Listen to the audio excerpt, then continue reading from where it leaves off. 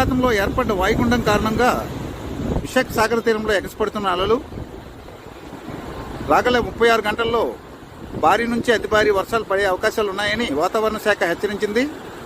అలాగే మత్స్యకారులు ఎవరూ వేటకు వెళ్ళవద్దని హెచ్చరికలు జారీ చేసింది. ఇప్పుడు మనం విశాఖపట్నం తెన్నేటి పార్క్ సమీపంలో ఉన్నాం.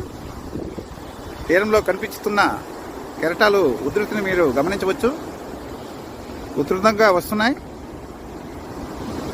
అది బంగ్లాదేశ్ చెందిన వాడ. గతంలో వాతావరణ శాఖ హెచ్చరికలు జారీ చేసిన నేపథ్యంలో పట్టించుకోని కారణంగా ఇది వాడ తీరానికి కొట్టుకొచ్చింది. ఇది తెన్నేటి పార్కు కైలాసగిరి పాదాల చెంత ఉంటుంది. తీరంలో మత్స్యకారులు కొంతమంది బోట్ని ఒడ్డుకు తేవడానికి ప్రయత్నిస్తున్నారు. కొట్టుకొచ్చిన పడవ ఇది.